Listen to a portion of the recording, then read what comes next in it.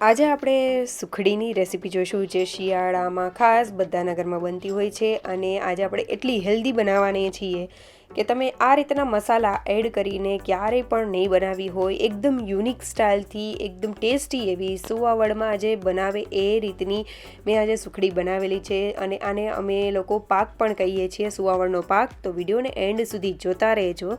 તમારું સ્વાગત છે મારી ચેનલ હિના રયાણીઝ કિચનમાં અને આપ સૌને મારા જય શ્રી કૃષ્ણ. તો ચાલો શરૂ કરીએ આજની આ રેસીપી.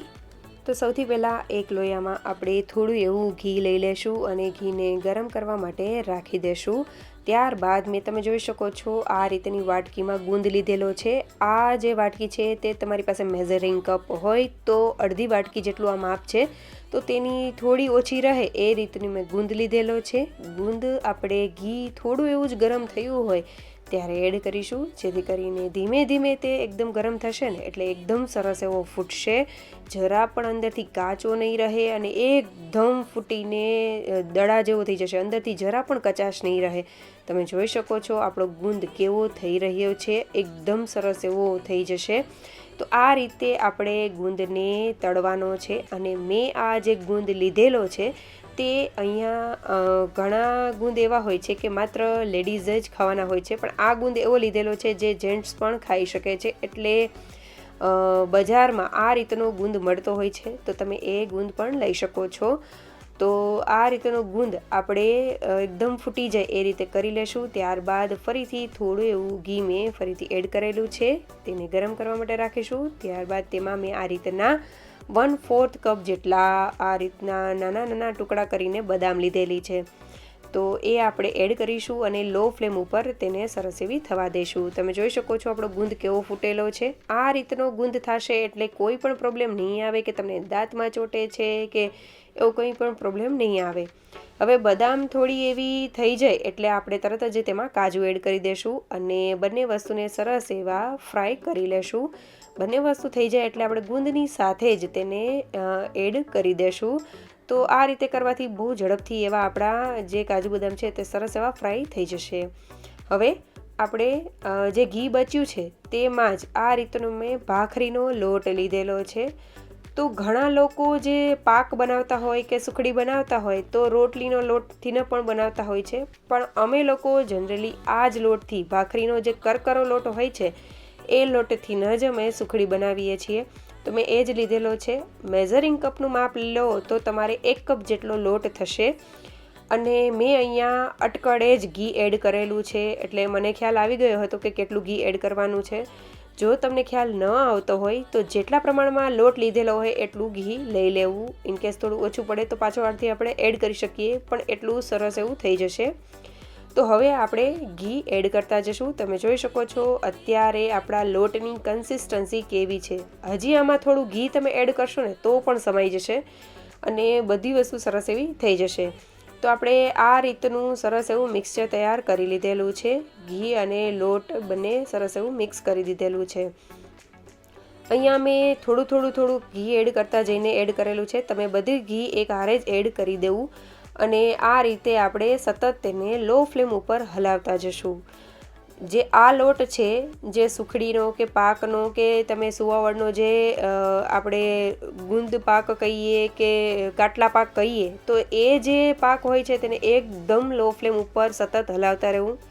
ટાઈમ લાગશે પણ આ રીતે જો કરેલો હશે પાક તો ટેસ્ટમાં બહુ સરસ એવો લાગશે. અને બીજું રીઝન એ પણ છે કે જ્યારે પણ પાકનું જે લોટનો કલર છે તે સરસ એવો ગોલ્ડન બ્રાઉન કલરનો થઈ જશે, એટલે બહુ ધીમા તાપે આપણે કરેલું હોય તો ઝડપથી તે કલર પણ ચેન્જ નહીં થાય, એટલે એ પણ બેનિફિટ રહે છે. તો આ રીતે સતત હલાવતા તમે જોઈ શકો છો આપણા લોટનો કલર કેવો થઈ ગયો છે.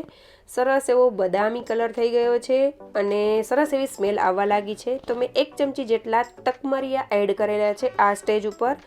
1 ચમચી જેટલા સુવા દાણા એડ કરેલા છે અને બાકી બધે હવે જે આપણે મસાલા એડ કરીશું તે પાછળ એડ કરીશું, તો વિડીયોને જરૂરથી એન્ડ સુધી જોતા રહેજો.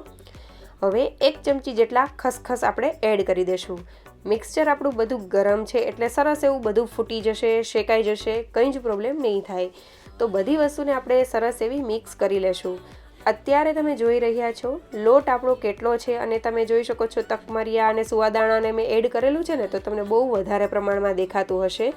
પણ જ્યારે આખું જે આપણે પાક બની જશે, સુખડી બની જશે, એટલે જરા પણ તમને એવું નહીં લાગે કે બહુ વધારે પ્રમાણમાં આપણે એડ કરી દીધેલું છે.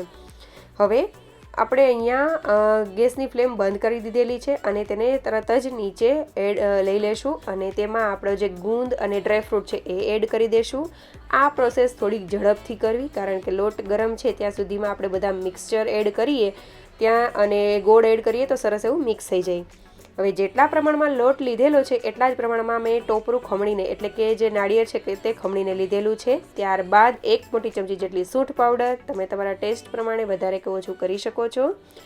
થોડો એવો એલચી પાવડર એડ કરીશું અને ત્યારબાદ 1 ચમચી જેટલો ગંઠોડાનો પાવડર એડ કરેલો છે.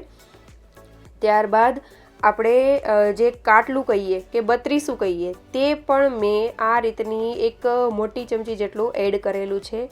આ ત્રણેય મસાલા તમે તમારા ટેસ્ટ પ્રમાણે વધારે કે ઓછા કરી શકો છો. ત્યારબાદ આ છે સ્પેશિયલ એવો ચાનો મસાલો જે મેં ઘરે જ બનાવેલો છે અને તમારે રેસીપી જોઈતી હોય તો મારી ચેનલ પર આપેલી છે. એક વખત જરૂરથી એડ કરજો અને જો તમે ચાના મસાલાવાળી ચાના શોખીન હોય ને તો એક વખત આ આયુર્વેદિક રીતે જે તુલસીનો અને એનો ઉપયોગ કરીને મેં ચાનો મસાલો બનાવેલો છે તે તમે એક વખત જરૂરથી જોજો અને ટ્રાય જરૂરથી કરજો. તેમાં તુલસીનો બહુ સરસ એવો ઉપયોગ કરેલો છે, તો જરૂરથી આ રેસીપી પણ ટ્રાય કરજો. હવે ફટાફટ આપણે આ બધું મિક્સચરને મિક્સ કરી લેશું અને ત્યારબાદ તેમાં આપણે 1 વાટકી જેટલો ગોળ એડ કરીશું. તો તમે જોયું ને કે અહીંયા આપણે લોટ, ઘી, ગોળ અને ટોપરાનું ખમણ મેં ચારેય વસ્તુનું માપ સેમ જ લીધેલું છે. તો બધી વસ્તુને આપણે મિક્સ કરી લેશું. અહીંયા જે મેં ગોળ લીધેલો છે તે દેશી ગોળ છે અને ગોળની મીઠાશમાં પણ અલગ અલગ રીત આવતી હોય છે, એટલે તમારે તમારા ટેસ્ટ પ્રમાણે વધારે કે ઓછો કરી શકો છો. હવે આપણે ફટાફટ આ બધી વસ્તુને મિક્સ કરી લેશું. જ્યારે લોયું ગરમ હોય, લોટ ગરમ હોય ત્યારે જ ગોળને એડ કરી દેવો, એટલે સરસ એવો આપણો ગોળ થઈ જશે. ગોળને ત્યારે એડ કરવો જ્યારે લોટ આપણે નીચે ઉતારી લઈએ ત્યારે એડ કરવો. જો વહેલા એડ કરી દેશો તો પણ વધારે પાઈ આવી જવા કરે, એટલે એ વાતનું પણ ખાસ ધ્યાન રાખવું. તો હવે આપણે બધું મિક્સચર આપણું રેડી થઈ ગયું છે. ઇનકેસ તમને આ જગ્યાએ થોડું ઘી ઓછું લાગતું હોય કે મારું બહુ કરકરો જેવું લોટ જેવું લાગે છે તો તમે આ સ્ટેજ ઉપર જ્યારે આપણે બધું વસ્તુ મિક્સ કરતા હોઈએ ત્યારે જ ઘી જે છે તે ગરમ કરીને તેમાં એડ કરી દેવું. અને અત્યારે શિયાળો છે એટલે બહુ ઘી બહાર નીકળવાનો પણ પ્રશ્ન નહીં રહે, ફટાફટ જામી જાય એટલા માટે. તો બધી વસ્તુ મિક્સ થઈને આપણે થાળીમાં તેને ઢાળી દીધેલું છે અને આ રીતે સૌથી પહેલાં ચમચાની મદદથી અને ત્યારબાદ મેં અહીંયા આ રીતે વાટકાની મદદથી એકદમ સરસ એવું પ્રેસ કરી દીધેલું છે. અને અહીંયા જે આપણે ગુંદ અને જે ટોપરું છે તે મિક્સ કરવા ટાઈમે જ એડ કરેલું છે, એટલે બહાર બહુ નીકળવા નહીં કરે. નહીં તો જો તમે પાછળથી કેવી રીતે એડ કરશો ને તો તે સરખું એવું મિક્સ પણ નહીં થાય અને બહાર નીકળી જવા કરે છે, એટલે એ વાત પણ આમાં બહુ સરસ રીતે આ થઈ જશે. હવે એકદમ સરસ એવું સેટ કરી દીધા પછી આપણે તેમાં થોડું એવું ગરમ હોય મિક્સચર ત્યારે જ તેમાં કટ લગાવી દેશું. અને તમે જોઈ શકો છો આડા અને ઊભા આ રીતે મેં કટ કરેલા છે. જ્યારે થોડું મિક્સચર ગરમ હશે ત્યારે તેમાં થોડું તમને એવું લાગશે કે સાઈડમાંથી નીકળી જઈ રહ્યું છે, કારણ કે ભાખરીનો લોટ છે, સાથે આપણે ઘણી વસ્તુ એવી એડ કરેલી છે, ગુંદ છે, ટોપરું છે અને ડ્રાયફ્રૂટ પણ વચ્ચે વચ્ચે આવે, તો આ રીતે છૂટું પડી જવા કરશે, તમને એવું લાગશે. પણ જ્યારે તે સેટ થઈ જશે એટલે આખા પીસીસ તમને બહુ સરસ એવા નીકળી જશે. હું તમને આગળ બતાવીશ કે આપણા જે આ પાક છે તેનો સુખડી છે તેના પીસીસ કઈ રીતે નીકળેલા છે. બહુ સરસ એવી સ્મેલ આવતી હશે. અને આ જે સુખડી બનાવેલી ત્યારે જ મારી દીકરીએ બાજુમાં આવીને મમ્મા અમારે જલ્દી ખાવું છે કરતી હતી, કેમ કે સ્મેલ જ એટલી બહુ સરસ એવી આવે છે. અને અહીંયા જે આપણે બધા મસાલા ને બધું એડ કરેલું છે ને, જે આપણે સુવાદાણા પણ એડ કરેલા છે તે કોઈને ખબર પણ નહીં પડે અને તમને એવું લાગશે કે સુવાદાણાનો ટેસ્ટ બહુ અલગ એવો હોય છે, પણ આમાં જરા પણ ખ્યાલ નહીં આવે. તો જરૂરથી આ રીતની રેસીપી ટ્રાય કરજો. અને આ રીતે જ્યારે થઈ જાય એટલે તમે જોયું ને કે કેવો આપણો જે સુખડી છે તે લાગે છે. કમ્પ્લીટલી તેને ઠંડી થવા દઈશું. એકદમ સરસ એવી સેટ થઈ જાય, ઠંડી થઈ જાય ત્યારબાદ જ આપણે ડિમોલ્ડ તેને કરીશું.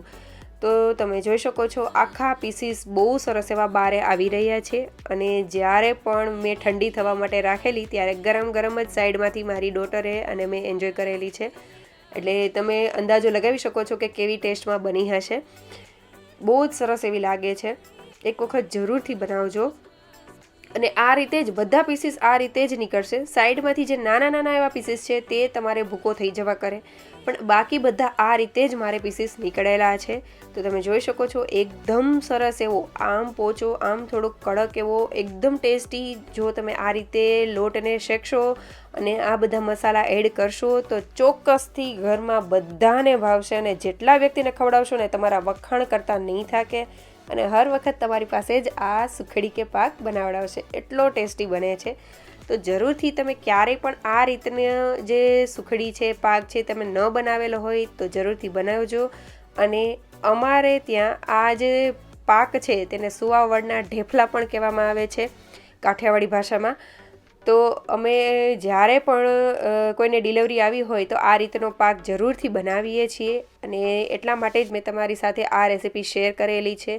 તો તમે પણ એક વખત બનાવજો. અને આ જે ચાનો મસાલો આપણે એડ કરેલો છે તેમાં પણ ઘણી જાતના આપણે એવી વસ્તુઓ એડ કરેલી છે જે આપણા હેલ્થ માટે બહુ જ સારી હોય છે.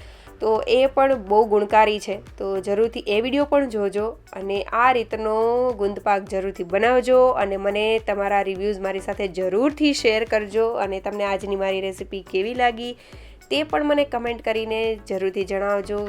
અને જો તો તમને સારી લાગી હોય તો લાઇક, શેર અને સબસ્ક્રાઈબ કરવાનું ભૂલતા નહીં. બાજુમાં પેલી ઘંટી જરૂરથી દબાવી દેજો, જેથી નવા વિડીયો જ્યારે આવે ત્યારે નોટિફિકેશન સૌથી પહેલાં તમને મળે.